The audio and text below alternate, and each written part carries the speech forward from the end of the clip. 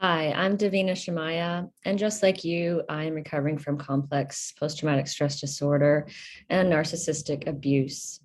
And today I'd like to talk to you about the shame and fear. And I think these two things are at the core of what how we are affected by the narcissistic abuse from our parents.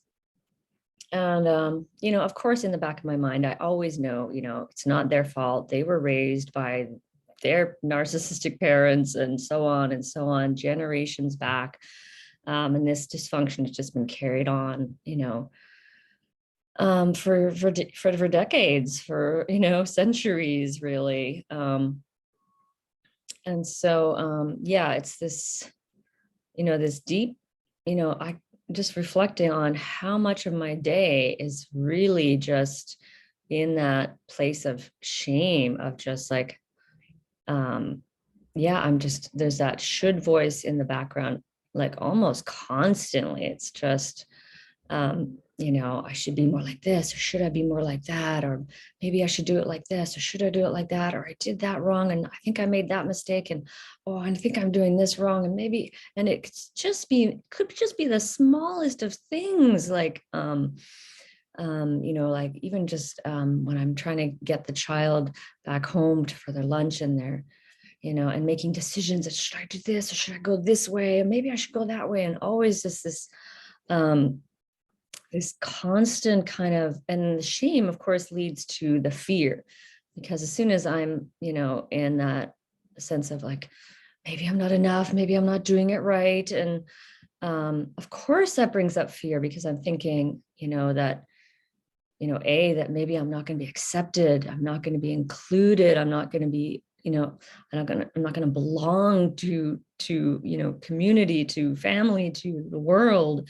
And then I also have that sense of like the not belonging, and also just, the sense of kind of failing or not being able to handle things because I'm, not enough or not doing it right, and make, so even just talking about that makes me feel like brings up fear.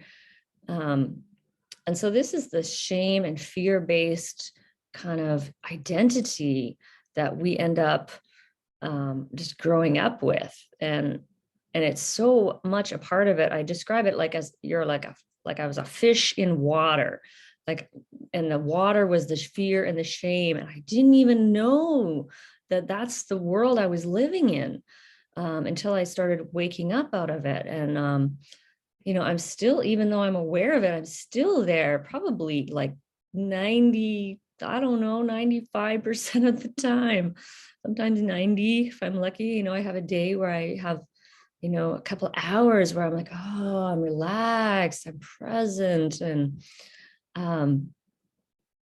but that is, and also it's also the kind of core piece of abandonment that, that our parents, left us alone with our feelings, didn't validate our feelings, didn't comfort us, didn't show us compassion when we were suffering. And yeah, so this constant just neglect and abandonment that we faced, or I know that I faced, because I know, like, I don't even have very many memories, but yeah, I know that I'm in a giant abandonment flashback right now, and abandonment can bring up anxiety and depression, or a mix of both. And so, yeah, this fear and shame just drives like everything.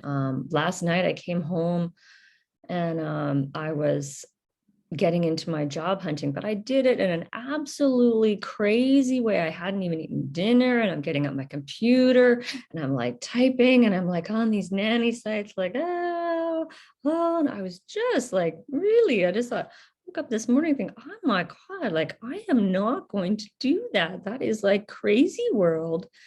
That is, what I grew up with, was my mom telling me to, like, come on, Davina, get your butt in gear. You got to keep on going, push through, And my dad fear mongering me. Well, what if this happens? What if this bad thing happens? And, that is just, whoa. And I went, whoa, no, I'm not, this is April 1st. I am doing it different. Yes, and then the terrifying thing is, the terror and the horror comes from, that's my child, my inner child. And she's just crying out for just validation, and just, she wants to be like held.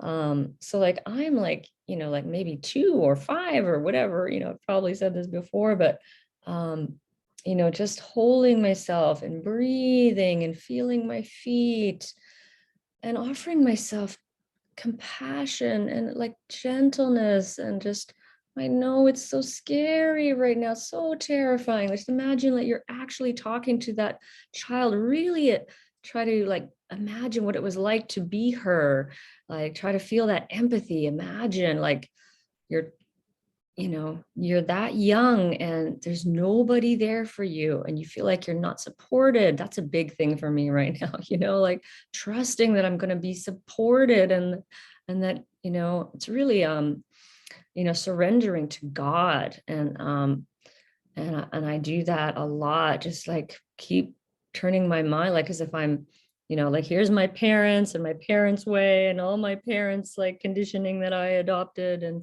And then, there's God, who is, yeah, about compassion and about, trusting and faith, and like, yeah, always knowing that I'm going to be provided for. And oh, that feels so much better, right? And then truth feels good, the lies and all that crap that, that we got dumped on by our parents, that, the lies and the bullshit, like that feels bad, like when we, yeah. So and then this takes so much time to like, um, unravel and, just untangle all of this, stuff. So it's, yeah, just important to know that, yeah, you are worthy. And that is such a, just the basic, basic belief for a life of, living with, yeah, living with that sense of trust that, yeah, that we're going to be okay, that we don't have to keep fearing every step, and molding and change, trying to, should I be like this? Should I be like that? Maybe I'll be accepted if I'm more like this. And, you know, um, and terrified that, the next step, there's nothing going to be under us, because that's what it was like in our childhood. There was, often there was nobody there, nobody there. But God is there. I know that God is there.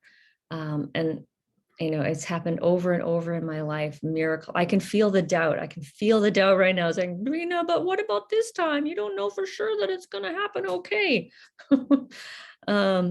So I'm just going to keep focusing and just, and remember all those times um, where there was that support under my foot each time, and just focus maybe, today on my feet, and like, here I am in the present, and I'm enough, and I'm breathing, and I'm a child of God.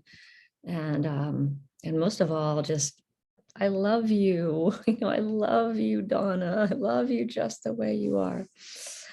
So yeah, breaking out of this shame and fear it is a daily practice. It is a daily work. But it does, it does loosen up, and it does start to fall away with time and effort.